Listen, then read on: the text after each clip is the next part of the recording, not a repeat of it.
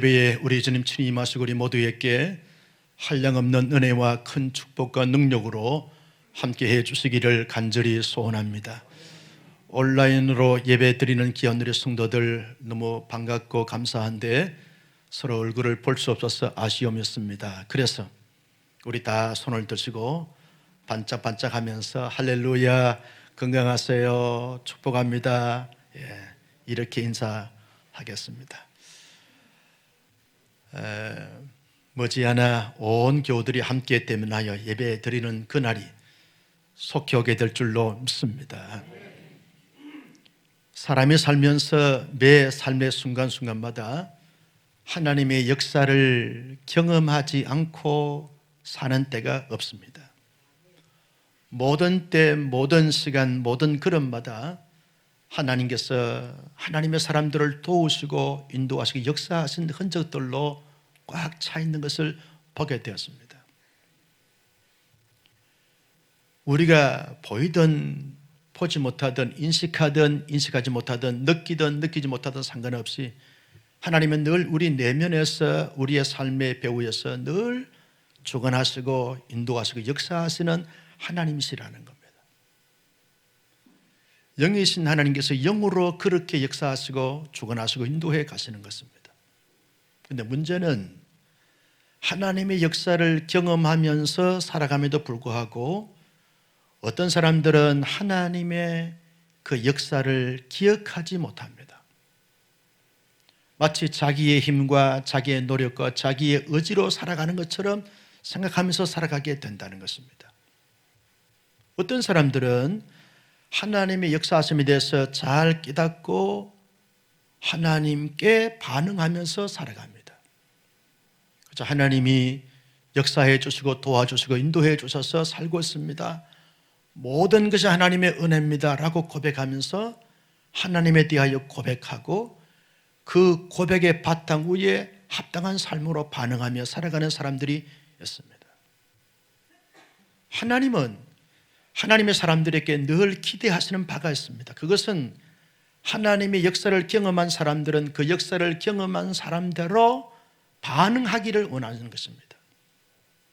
그래서 성경에 보면 많은 인물들이 하나님의 역사를 경험하고 난 다음에 반드시 반응을 했습니다. 내가 하나님의 역사를 경험한 사람으로서 하나님은 이런 분이시라고 고백하고 또 고백적 삶을 살게 되었습니다. 우리가 잘 아는 하나님의 사람 다윗은 시편 28편 7절 말씀에서 이렇게 하나님에 대하여 고백합니다. 같이 보실까요? 여호와는 나의 힘과 나의 방패이시니 내 마음이 그를 의지하여 도움을 얻었도다. 그러므로 내 마음이 크게 기뻐하며 내 노래로 그를 찬송하리로다. 다윗은 하나님의 역사를 경험했습니다. 여러분 인생 가운데서 다윗만큼 힘들고 어렵고 고통스럽고 고난스러운 삶을 경험한 사람들이 누가 있겠는가라고 할 정도로 다윗은 극심한 고난과 고통을 겪었습니다. 말로 다 할 수 없는 환난과 괴로움을 겪었던 사람이 다윗입니다. 다윗의 신하들 충신들이 많았습니다.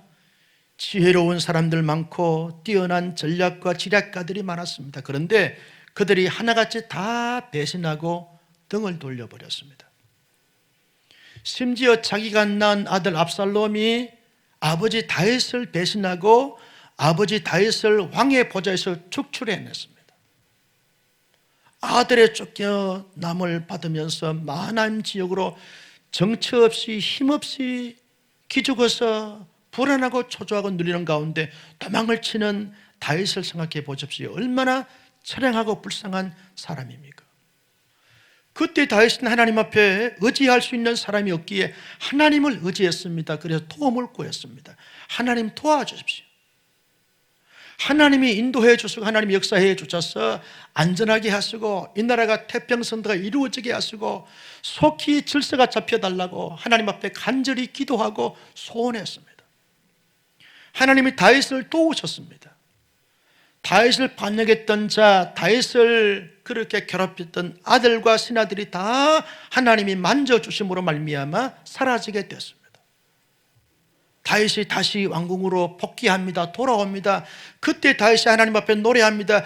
여호와는 나의 힘이요 나의 방패시요 나의 도움이 되셨습니다. 그래서 내가 하나님 앞에 크게 기뻐하고 하나님을 찬송합니다. 노래하고 반응했습니다. 하나님의 역사를 경험한 다윗은 하나님의 역사를 잊지 않고 늘 고백했습니다. 하나님 앞에 크게 기뻐하고 찬송했습니다. 성도 여러분, 우리의 지난 날들 혹은 지금의 삶에 우리의 정황을 가만히 보면 다 하나님의 역사의 숨결이 아닌 것이 하나도 없습니다. 모든 때, 모든 환경, 모든 처지가 다 하나님의 역사의 흔적들입니다. 그렇다면 그 하나님을 향하여 우리도 다윗처럼 하나님은 나의 힘이요 나의 방패요 나의 도움이 되셨습니다 고백할 수 있는 줄로 믿습니다.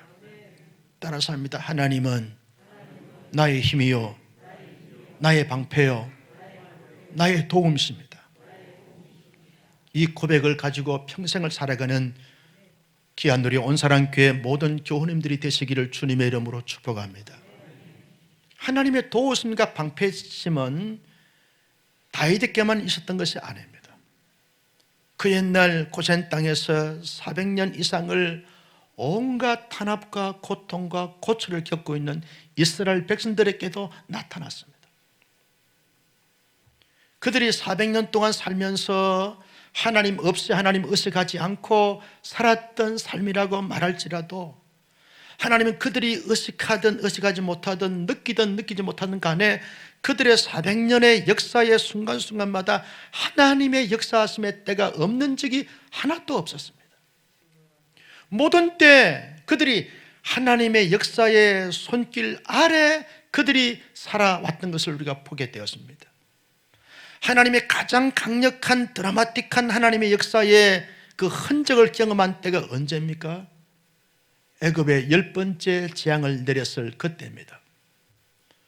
여러분, 바로왕이 첫 번째, 두 번째, 9번째까지 재앙을 내릴 때마다 그때뿐이었고 그것이 지나고 나면 돌변하는 이 바로의 모습을 우리가 보았습니다. 마지막 10번째 재앙이 뭡니까? 애굽의 모든 가정들의 장자들이 죽고 처음 난 것이 다 죽었습니다. 바로왕이 생각했습니다.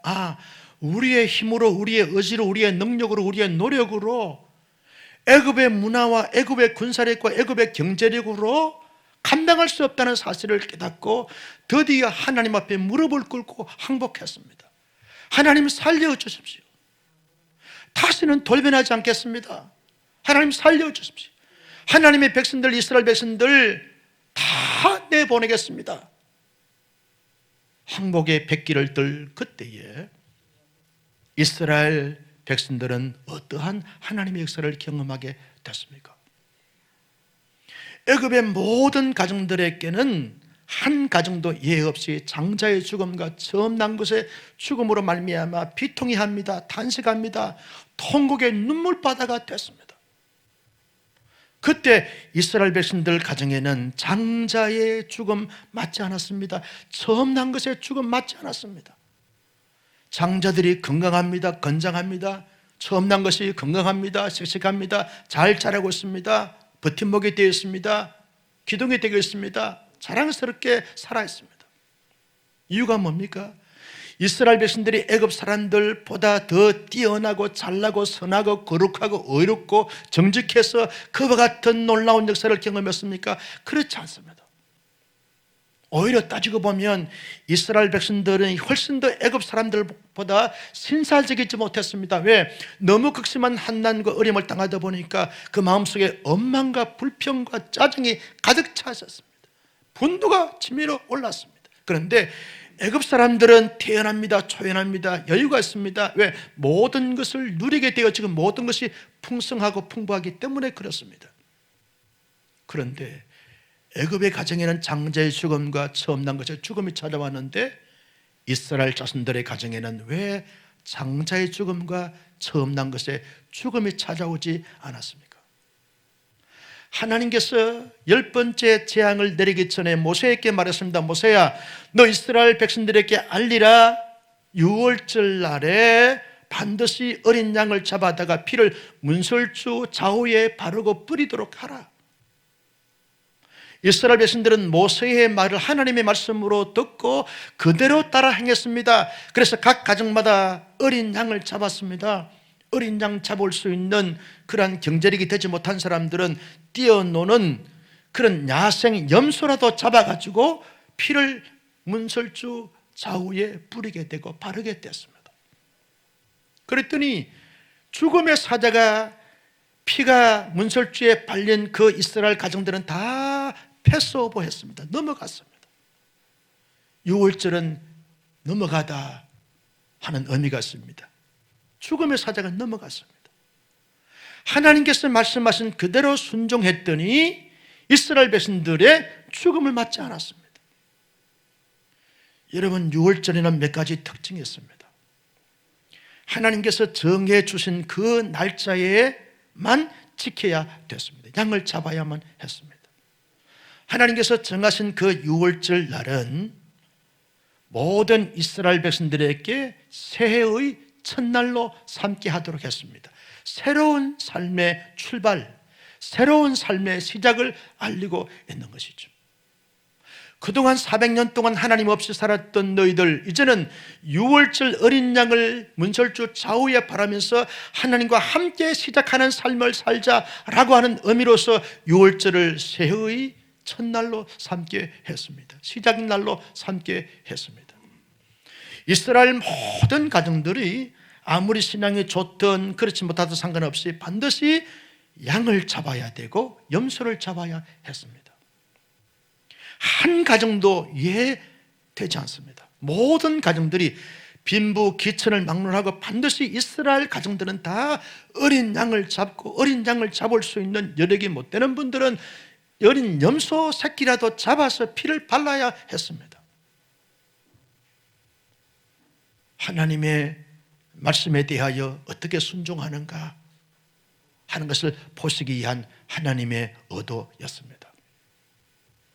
피바름과 핏부름이 그래서 중요하다는 것을 말씀해 주고 있는 것입니다. 그리고 양의 피를 바르고 난 다음에 고기는 온 가족들이 둘러 앉아서 구워서 먹어야 합니다. 누룩 없는 떡과 쓴나물과 함께 같이 먹어야 됩니다. 공동체가 그렇게 중요하다는 것을 말하고 있는 것이죠. 만약에 우리 집에 양이 고기가 이렇게 많게 되었지만 양 고기가 없는 집에 나누어 주면서 함께 이스라엘 공동체 전체가 한 가정도 고기를 먹지 못하고 음식을 먹지 못함으로 말미암아 배고픈 형제 자매가 있어서는 안 된다라고 하는 차원에서 온 공동체가 서로 그날 저녁에 다 음식을 먹고 정리해야 했습니다. 신발을 신고 허리에 띠를 띠고 그리고 급하게 음식을 먹어야 했습니다. 그리고 유월절은 자손만대로 반드시 영원히 기념하고 기려야 될 예식으로 그리고 절기로 하나님께서 삼아 주셨습니다. 광야에 나가서도 유월절을 지켜야 되고 가나안 땅에 들어가서도 유월절을 지켜야 되고 1세대가 죽고 난 다음에 2세대, 3세대, 자손만대 계속 영원한 규례를 지켜야 하는 것입니다. 하나님의 은혜, 하나님의 구원, 하나님의 역사하심을 잊지 않고 반드시 잘 전수해서 자손만대 영원히 지켜야 될 규례가 유월절 절기라는 것입니다. 여러분, 이와 같은 많은 내용 가운데서 유월절에서 가장 중요한 내용이 뭡니까? 어린 양의 피를 문설주에 바르는 것이 유월절에서 가장 중요한 것입니다. 고기를 먹고 쓴나물을 먹고 누룩 없는 떡을 먹고 급하게 먹고 가족들과 함께 공동체 지체들과 함께 나누어 먹는 것, 이것도 중요하지만 가장 중요한 DNA는, 가장 중요한 핵심은 유월절 어린 양을 잡아서 피를 문설주에 바르는 것, 이것이 가장 중요한 거지. 유월절 어린 양은 무엇을 상징합니까? 예수 그리스도의 그 피를 예표하는 것이고 그리고 그 피를 그림자로 삼고 그 유월절 어린 양의 피의 실체는 예수 그리스도의 피를 말하고 있는 것입니다. 그래서 유월절 어린 양의 피는 대단히 중요한 것입니다. 구약에서나 예수님 시대나 지금도 유월절 어린 양의 피가 얼마나 중요하고 소중한지 모르는 것입니다. 여러분, 이런 복잡다단한 유월절 절기를 통해서 하나님이 우리에게 주시는 메시지가 뭡니까? 우리가 받고 있는, 우리가 받은 이 구원은 전적으로 하나님에 의해서 주어진 선물이라는 사실을 말씀해 주고 있는 것입니다.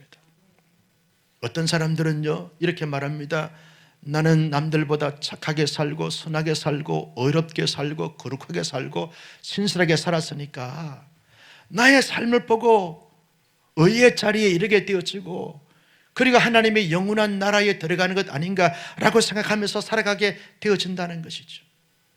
세상의 사람들의 삶을 보니까 얼마나 엄난하고 부정하고 악하고 사악한지 말할 수가 없다는 거예요. 차마 눈을 뜨고 볼 수 없다는 거예요. 얼마나 사람들이 지저분하게 더럽게 살고 있는지 모른다는 겁니다. 그런데 그들에 비해서 나는 윤리적으로 도덕적으로 얼마나 선하고 착하고 어렵고 정직하고 진실하게 살아가고 있는지, 나의 이런 삶이 나의 구원에 이르게 하는 것이 아닌가라고 생각하면서 구원에 대해서 이해를 하는 사람들이 있다는 거예요. 그래서 착하게 살고 선하게 살지 못한 사람들 보면서 그렇게 살면 저주받습니다, 그렇게 살면 지옥 갑니다 라고 사람들이 말은 하지 않지만 마음속으로 느끼게 된다는 거예요. 그래서 그렇게 살지 못한 사람들을 보면 정죄하고 판단하고 평가하고 저주하게 된다는 것입니다. 여러분, 과연 그렇게 삶을 살면 구원에 이르게 되어지는 것입니까? 하나님이 보실 때는 정도의 차이고 거기서 거기라는 거예요. 왜냐하면 사람들은 다 타락한 본성을 갖고 있기 때문에 제 문제를 해결하지 못한 사람들이 어떻게 선해봐야 얼마나 선하고 의로워봐야 얼마나 의롭고 거룩해 봐야 얼마나 거룩하냐, 하나님이 보실 때는 거기서 거기라는 거예요. 그래서 구원은 자기에 의해서, 인간의 노력과 의지에 의해서 주어진 것이 아니라는 거예요. 어떤 사람들은요, 이렇게 생각합니다. 율법주의자들은, 특별히 유대 전통을 갖고 있는 사람들은 나는 율법을 철저하게 지켰기 때문에 율법을 지킴으로 말미암아서 구원이 주어지는 것이 아닌가라고 생각한다는 것입니다. 나는 하나님 이외에 다른 신을 섬긴 적이 없고, 나는 여호와 이외에 다른 신을 만든 적도 없고, 여호와의 이름을 망령되이 일컫는 적도 없고, 안식일을 기억하여 그날을 거룩하게 지켰고, 부모를 철저하게 잘 공경하고 잘 섬겨드렸고, 살인하지 않았고 간음하지 않았고 도둑질하지 않았고 이웃의 것을 탐내지 않았고 거짓 증거하지 않았기 때문에 어릴 때부터 철저하게 율법을 지켰기 때문에 율법 지킴으로 말미암아 구원에 이르는 것이 아니냐라고 그렇게 유대 종교 지도자들이나 율법주의자들은 말하고 있다는 거예요. 지금도 우리 한국 교회 안에 율법을 강조하는 교회들은 율법을 잘 지켜야만 구원을 받는다라고, 그래서 행위 구원을 강조하는 교회들이 없지 않아 있다는 사실이죠. 그런데 여러분, 사람이 율법을 하나만 어겨도 다 어길 수밖에 없는 것이나 마찬가지인데 누가 율법을 완벽하게 퍼펙트하게 지킬 수 있는 사람이 있습니까? 목사님, 나는 어릴 때부터 모태 교인으로서 지금까지 살면서 율법을 철저하게 지켰습니다. 인간이 아니모니다. 지킬 수가 없습니다. 마음으로 음욕을 품은 자다, 다 간음한 자라. 사람을 미워하고 사람을 싫어하면 살인한 자다. 누가 율법을 지킬 수 있습니까? 율법을 주신 하나님의 의도가 뭡니까? 죄가 무언지를 깨닫게 하기 위한 깨우침을 위해서 율법을 주셨습니다. 하나님의 사람이 되어진 자들이 하나님의 사람으로서 어떻게 하면 보다 더 성숙과 성장을 이룰 수 있겠는가라고 하는 성장의 기준과 성장의 표지를 위해서 율법을 주셨다는 거예요. 율법을 주신 것은 구원을 받고 구원을 받지 못하고 라고 하는 차원에서 주신 바가 아니라는 거예요. 그렇다면 여러분, 우리의 구원은 어디에서 어떻게 오는 것입니까? 오늘 말씀에서는 이렇게 말합니다. 요한복음 1장 29절 말씀을 보실까요? 시작. 이튿날 요한이 예수께서 자기에게 나오심을 보고 이르되 보라, 세상 죄를 지고 가는 하나님의 어린 양이로다. 세례 요한이 예수님이 자기에게 세례를 받기 위해서 예수님이 나오십니다.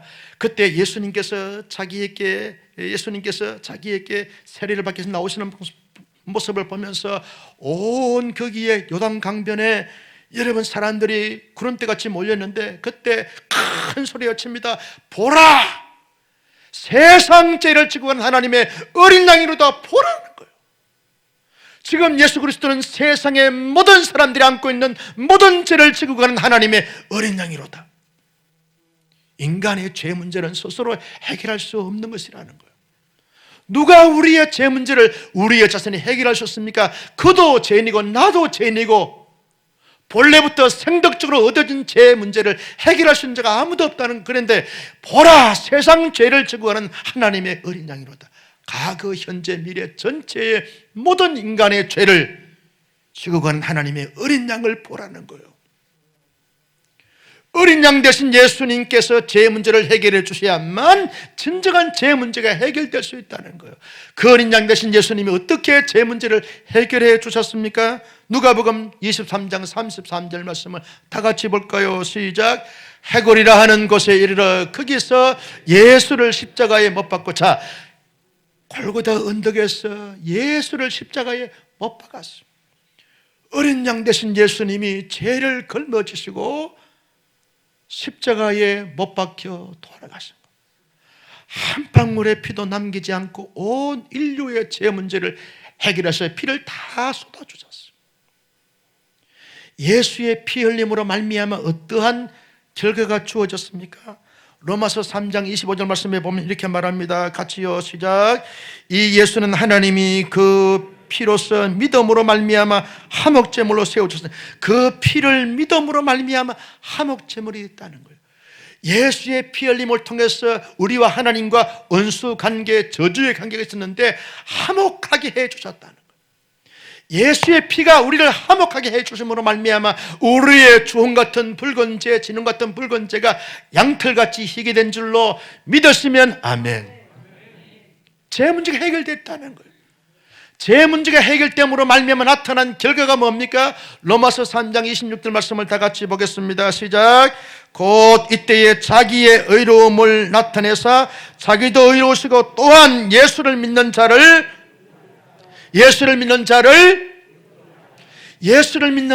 예수의 그 피, 세상 죄를 지고 가는 하나님의 어린 양으로서 골고다 언덕 위에 세워진 세 개의 십자가 가운데 중앙에 달리신 예수님께서 피를 흘려주심으로 말미암아 우리의 모든 죄가 다 사하여지고 예수의 죄 사함을 통해서 화목제물이 되어진 예수님 때문에 우리가 의로운 자가 됐다는 거예요. 저주받은 백성, 부정한 백성, 소망이 없고 희망이 없는 백성, 영원한 죽음을 가질 수밖에 없는 그 백성이 의로운 자가 됐다. 하나님의 존귀한 자녀가 되고 구원의 백성이 됐다는 거죠.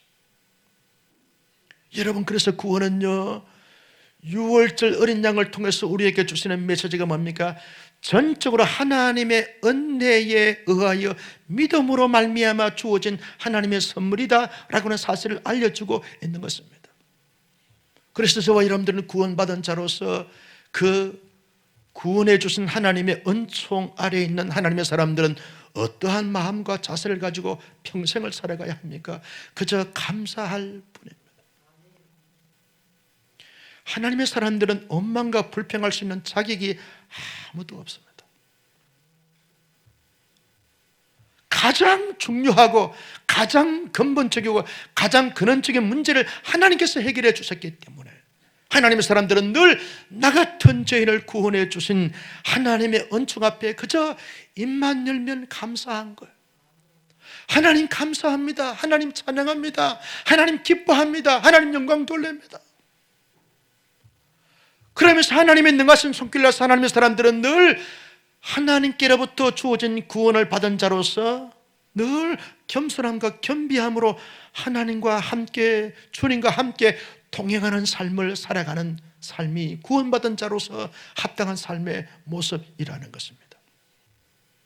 성도 여러분, 코로나19와 싸우면서 살아오느라고 구원의 감격이 많은 사람들 가운데 식어지고 식상해져 있는 것이 사실입니다. 다시 한번 6월절 어린 양의 피 바름과 피 뿌림을 기억하면서 그 사건을 통해 주시는 이 구원의 놀라운 선물을 다시 한번 회복하면서 날 구원해 주신 어린 양 되신 예수 그리스도의 은총을 생각하면서 다시 한번 감사 신앙이 회복되어지고 겸손 신앙이 회복되어지고 아름다운 동행 신앙이 회복될 수 있기를 예수님의 이름으로 축원합니다. 구원은요, 전적으로 개인적인 것이라는 것입니다. 역사가들에 의하면 6월절 어린 양을 잡아서 피를 바르고 피를 뿌릴 때 피를 바르고 피를 뿌린 그 가장이 자기의 가족들의 수를 생각하면서 피를 뿌리고 피를 발랐다고 그렇게 말합니다. 뭘 의미하고 있습니까? 구원은 전적으로 개인적이고 그리고 하나님과의 개인적인 관계라는 것입니다. 공동체적인 것이 아닙니다. 개인적인 것이라는 것입니다. 내 자신의 주 예수를 믿어야만 구원을 받는다는 거예요. 아무리 아버지가 믿음이 좋고 어머니가 믿음이 좋고 부모가 믿음이 좋아도 내가 예수 그리스도를 나의 구주로 영접하지 않으면 구원에 이를 수 없다는 거예요. 구원은 철저하게 개인적인 것이라는 것입니다. 내가 예수의 피를 발라야 되고 내가 예수 피를 경험해야 되고 내가 예수 그리스도의 피를 체험해야만 나의 구원이, 하나님의 구원이 내게 경험되어지게 되어진다는 것이죠. 어떤 사람들은 우리 아버지, 우리 어머니가 장로님이고 권사님이라서 평생을 교회를 위해서 하나님을 위해서 선교를 위해서 헌신하고 봉사하고 사역했기 때문에 나는 그 아버지의 아들이고 그 아버지의 딸이기 때문에 구원은 오토매틱으로 내게 주어지는 것이 아닌가 생각한다는 거예요. 내 아버지는 목사님이고 내 어머니는 사모님인데 젊은 청춘 다 바쳐서 하나님의 교회를 세우고 선교하고 구제하고 봉사했는데 그 아버지의 아들로 그 아버지의 딸로서 태어났기 때문에 목사의 아들이고 목사의 딸이기 때문에 자동적으로 구원이 주어지는 것이 아니라는 거예요. 3대 4대로 말미암아 내려오는 믿음의 전통적인 가지기를 할지라도 내가 지금 현재 예수의 피를 경험하지 않고는, 예수의 피를 고백하지 않고는, 예수의 십자가의 사건을 나의 사건으로 믿지 않고는 구원이 있을 수가 없다는 거예요. 구원은 철저하게 하나님과 나와의 1대1의 관계라는 거예요. 여러분, 믿음도요 전적으로 하나님과 나와의 개인적인 관계라는 것입니다. 어떤 권사님이 그렇게 고백하더라고요. 목사님, 우리 남편이 예수를 아직까지 믿지 않는데 새벽기도 나가면 그렇게 좋아한다는 거예요. 새벽기도 나가면 자기를 위해서 기도해주고 자기를 축복해 주니까 그 권사님의, 그 아내 되는 권사님의 기도를 받아서 하나님이 나를 축복해 주실 것이다 라고 하는 막연한 신앙관, 이것 때문에 그렇게 좋아한다는. 그런데 권사님이 피곤하고 지치니까 새벽 기도를 못하게 되어지면 막 불안하게 여긴다는, 자는 권사님을 깨운다는 거예요. 여보 빨리 일어나, 새벽 기도 갈 시간 됐어. 왜 새벽 기도 안 해? 신앙이 떨어진다?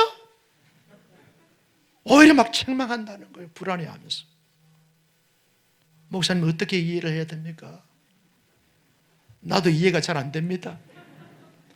여러분, 신앙은 자기 개인적인 것이라는 거예요. 내가 기도하고 내가 예배하고 내가 믿어야 되고 내가 헌신해야 되고 내가 사역해야 나의 구원이 이르게 되어지고 성숙하게 되어지고 성장하게 되어지는 거예요. 동시에 여러분, 가정 공동체가 얼마나 중요한지 모른다는 거예요.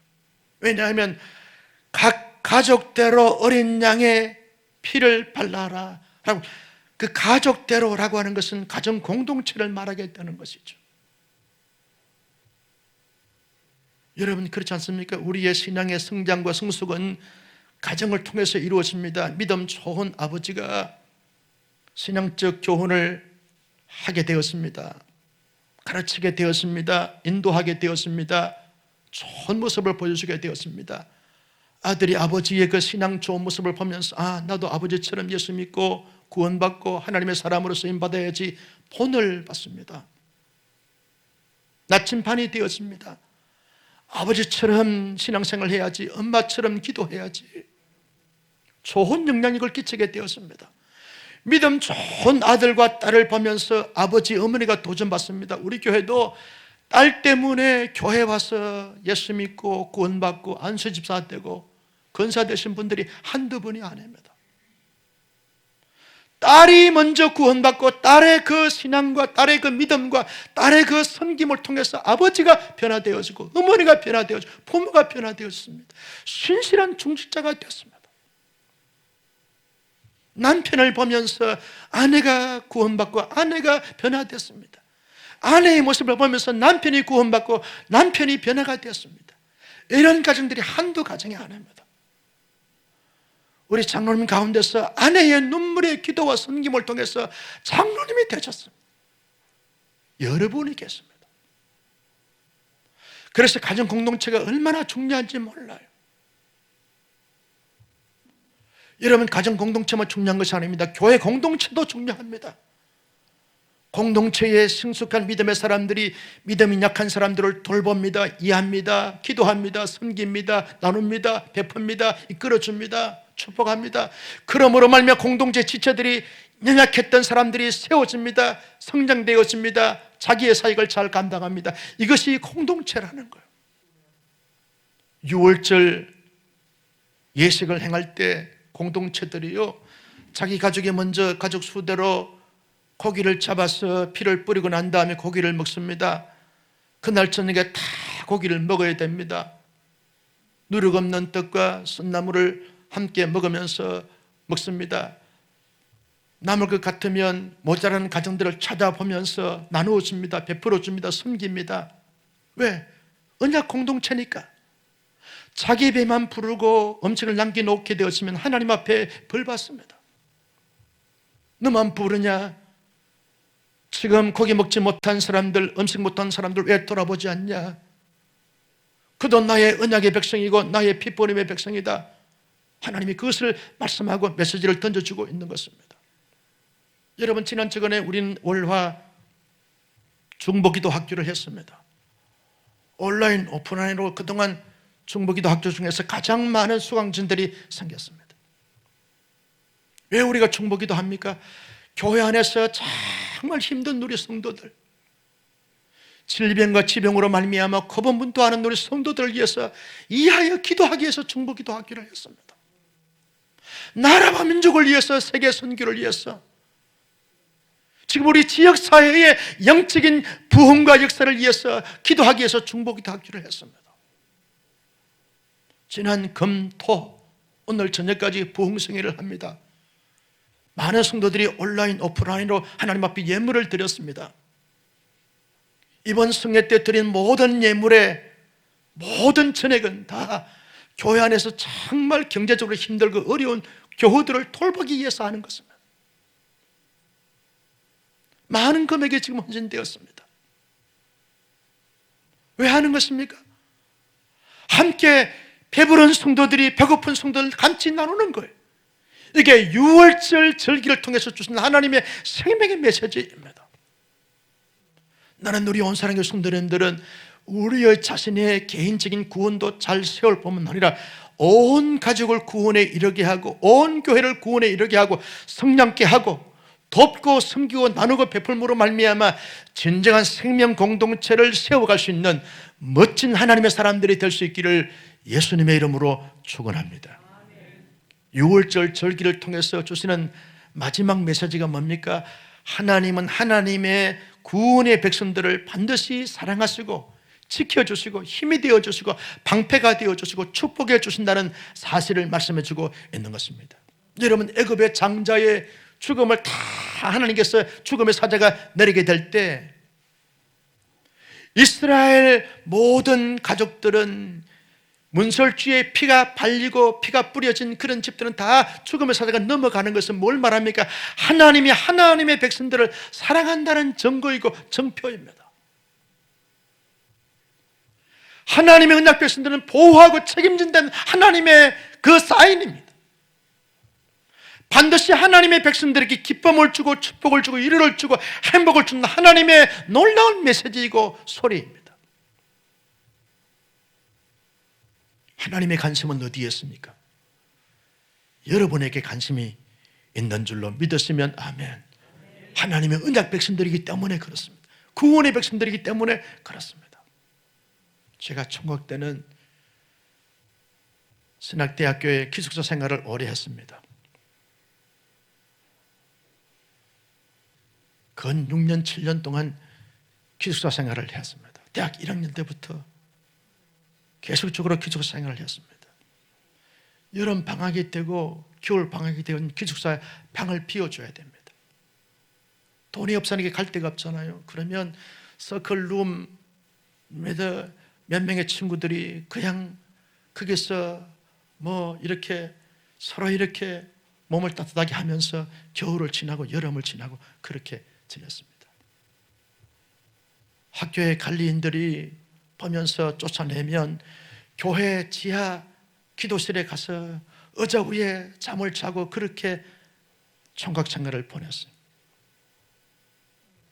총각 때는 그저 있으면 먹고 없으면 굶고 가고 싶으면 가고 머물고 싶으면 머물고 그렇게 얼마나 생활이 간단하고 간편하고 단순하고 충동적이고 그런지 모릅니다.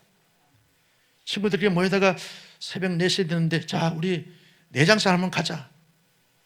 아무 걸림돌이 없습니다. 그냥 용산에 가서 차를 타면 가는 것입니다.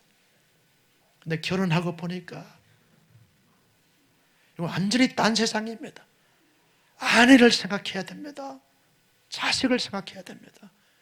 걸리는 것이 너무너무 많습니다. 아내를 보호해야 되고 아내를 지켜야 되고 자녀를 지켜야 되고 자녀를 책임져야 하는 것입니다. 늘 마음속에 자기보다 아내를 보면서 자기보다 자식을 보면서 보호자가 되어지고 책임자가 되어지는 것입니다. 저와 여러분 하나님의 나라의 건속인 줄로 믿습니다. 건속은 가족이라는 거예요. 하나님의 자녀라는 거예요. 하나님의 식솔이 됐다는 것입니다.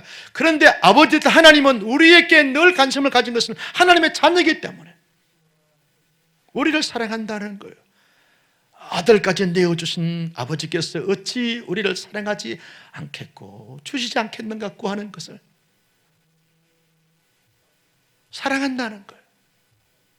그리고 언제나 힘이 되어준다는 거예요. 아무리 힘들고 지치고 고통 속에 산다 할지라도 하나님의 에너지가 되고 힘이 되어주신다는 거예요. 왜? 아버지시니까, 하나님의 자녀니까. 언제나 하나님이 우리를 죽음의 사자에서 뛰어넘게 하시고 넘어가게 하시고 보호해 주신다는 거예요. 하나님은 우리에게 철저하게 방패가 되어 주신다는 거예요.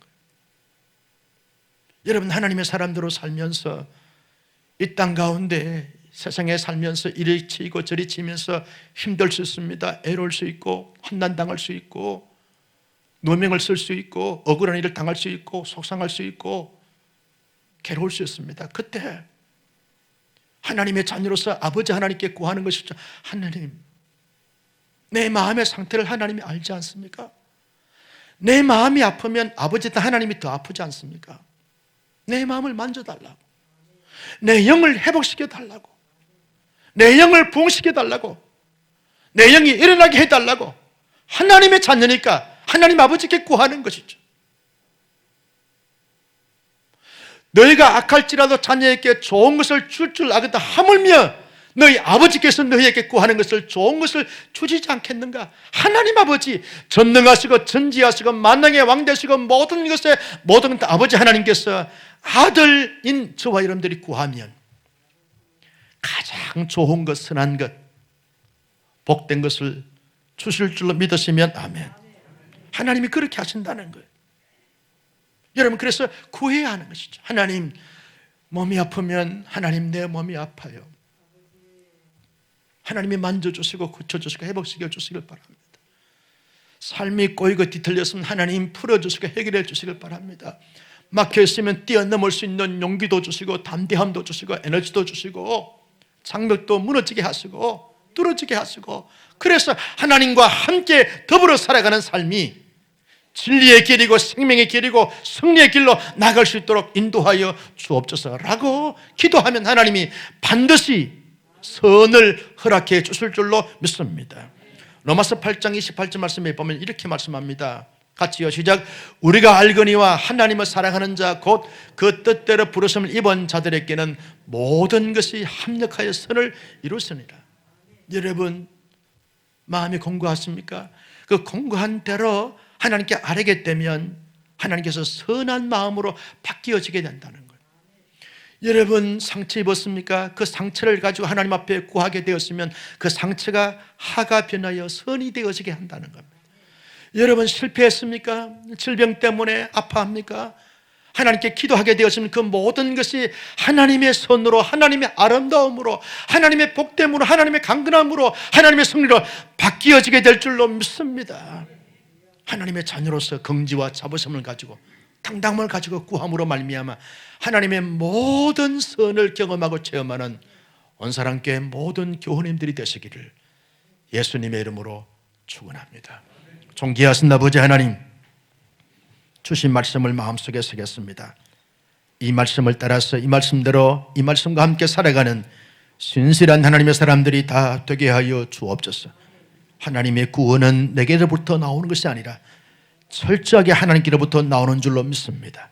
그래서 감사하고, 그래서 겸손하고, 그래서 주님과 아름다운 동행의 삶을 잘 감당할 수 있도록 인도하여 주옵소서.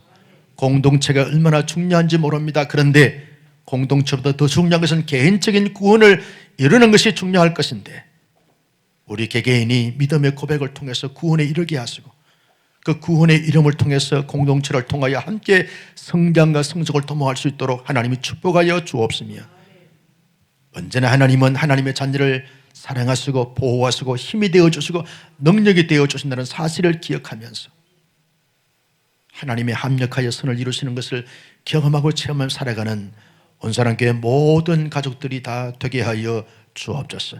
예수님의 이름으로 축복하며 기도드리옵나이다. 아멘.